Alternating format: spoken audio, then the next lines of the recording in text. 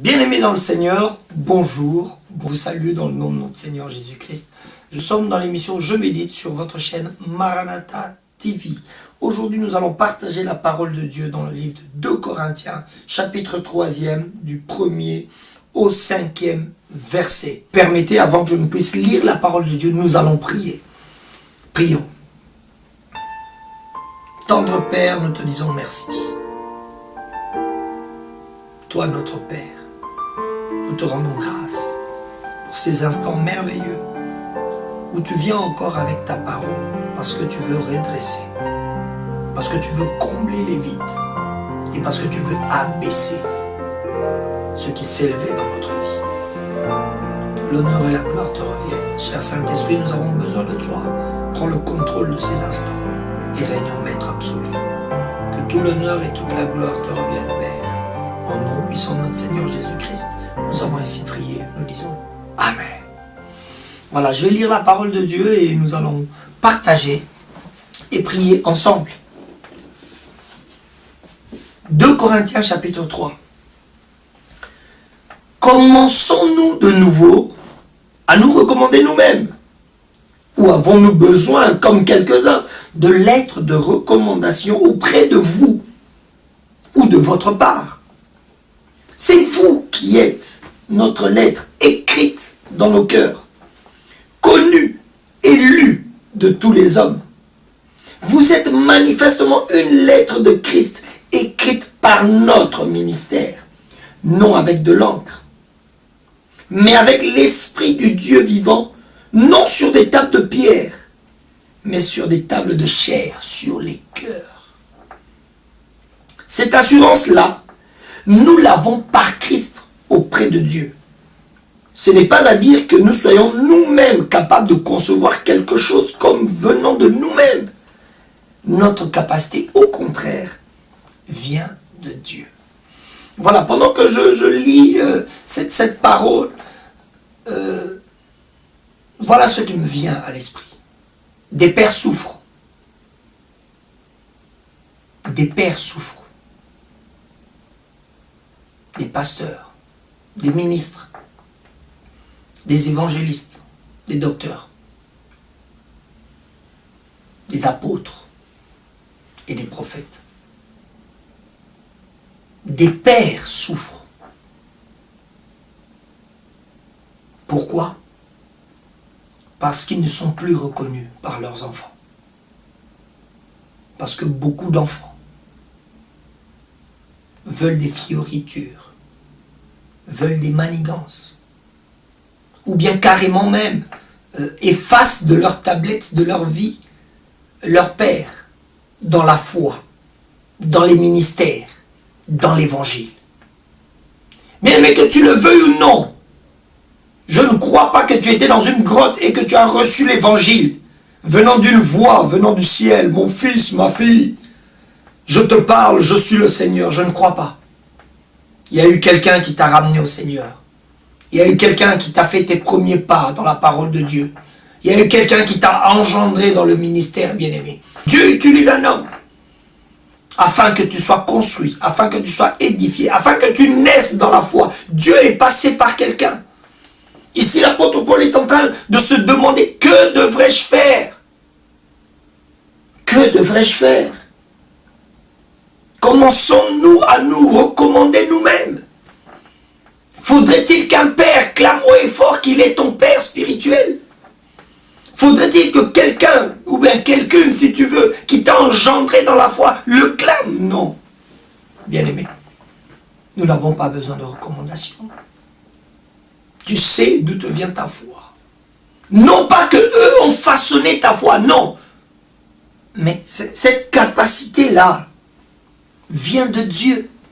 Ça ne vient pas de la chair, de l'intelligence d'un homme, mais c'est Dieu qui a permis. De la même manière que tu es né de chair et de sang, d'un père et d'une mère, bien-aimé, de la même manière, ta foi est née parce que quelqu'un t'a apporté la parole.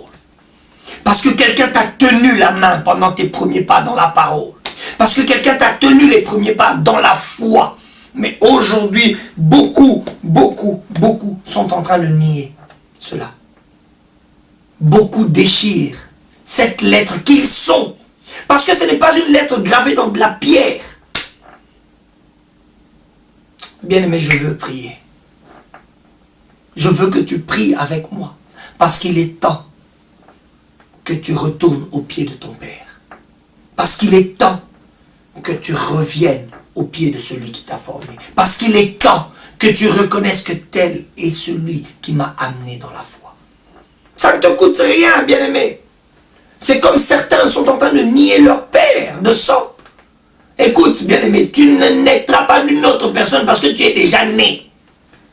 Tu es venu sur terre par la grâce de Dieu, par le souffle du Dieu Tout-Puissant qui t'a façonné. Mais il t'a façonné dans les entrailles d'une femme qui a été ensemencée par un homme. Aujourd'hui, tu les rejettes, soi-disant, ils sont. Je ne vais pas entrer dans cette partie-là. Mais aujourd'hui, l'apôtre Paul est en train de se demander que devrait-il faire afin que vous soyez ce qui a été fait par la grâce de Dieu au travers de son ministère. De la même manière qu'un père spirituel est en train de pleurer. Parce que tu as été son investissement, frère. Ma soeur, tu as été cette personne-là pour laquelle il a prié, pour laquelle elle a jeûné, pour laquelle il s'est battu dans la foi. Il t'a réclamé au diable, parce que le diable, de la même manière qu'il voulait cribler Pierre, Jésus, notre Seigneur, avait prié, afin que Pierre ne soit pas criblé, comme du froment. Bien-aimé, un père pleure. C'est pourquoi je voudrais prier avec toi. C'est pourquoi je voudrais prier afin que vos cœurs se réconcilient. C'est pourquoi je voudrais prier afin que ce pardon-là te soit accordé de sa part. C'est pourquoi je voudrais prier afin que toi, tu aies ce cœur-là à revenir à la maison. Quelqu'un peut rentrer à la maison aujourd'hui. À l'écoute de cette parole, quelqu'un peut revenir au pied de son Père. Quelqu'un peut revenir dans les bras de sa mère.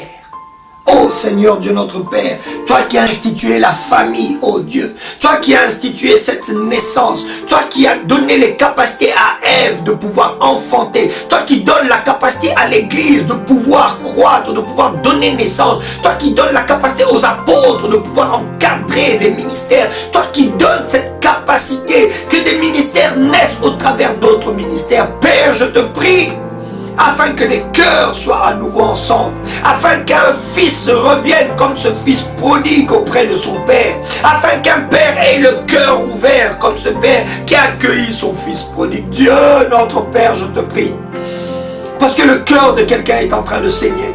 Je te prie parce que quelqu'un est en train de vouloir revenir, mais il est en train de se demander si le pardon lui sera accordé. Oh Dieu, je prie afin que l'assurance du pardon soit donnée à quelqu'un. De la même manière que lorsque nous prions, nous disons notre Père qui es aux cieux, que ton nom soit sanctifié.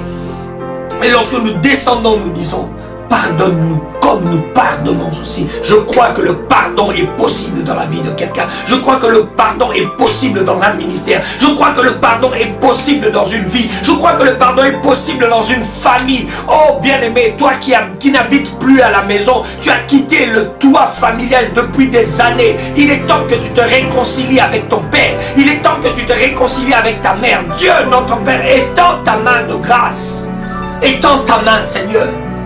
Toi qui façonnes les vies, toi qui façonnes les cœurs, s'il te plaît, Père, change les données de quelqu'un. Oh Dieu, oh Dieu, oh Dieu, oh Dieu, afin qu'un père ne pleure plus.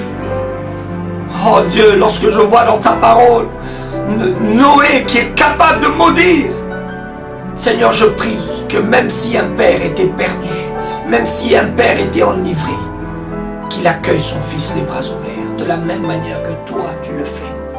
De la même manière que tu l'as fait pour Israël. Pardonne. Toi, Père, là où tu es, ne te lamente pas de ce que tes fils sont partis. Oh Dieu, oh Dieu, Seigneur, permets qu'un cœur ne puisse pas proférer des malédictions dans la vie de ses enfants. Permets simplement qu'il ait ce cœur à accueillir de nouveau ces enfants qui étaient partis. Merci pour ce que tu fais, parce que c'est ta parole. Merci parce que tu touches des vies en cet instant. Merci parce que la réconciliation est possible. Merci parce que le retour est possible pour quelqu'un. Gloire soit rendue au Père. Gloire soit rendue. Gloire soit rendue. au nom de Jésus-Christ. Quelqu'un dit avec moi, Amen. Je crois que tu sais que la réconciliation est possible. Je crois que maintenant, tu sais que tu dois. Tu ne peux pas effacer. Tu ne peux pas effacer ce père de ta vie. Tu ne peux pas effacer cette mère de ta vie. Et tu ne peux pas effacer l'église qui t'a donné la foi. Tu ne peux pas. Que l'honneur et la gloire reviennent à notre Seigneur du travail qu'il accomplit dans ta vie. Parce que je ne suis qu'un simple instrument que Dieu utilise en ce jour afin que la réconciliation soit possible. Gloire soit rendue à notre Dieu au nom de Jésus-Christ. Amen. Voilà, nous sommes arrivés à la fin de notre émission de ce jour. Et vraiment, nous désirons que vous puissiez partager abondamment ces messages. Je médite parce qu'une vie peut être sauvée, un cœur peut être réconcilié, une famille peut être à nouveau soudée parce que tu as partagé ce message. Sois béni au nom de Jésus-Christ sur tous les réseaux sociaux. La communauté évangélique Maranatha est présente. Si elle ne l'est pas, frère, fais en sorte qu'elle soit pour que le message de notre Seigneur Jésus-Christ soit véhiculé au travers de ce monde. La gloire et l'honneur sont rendus à notre Dieu. Mes salutations au nom de Jésus-Christ.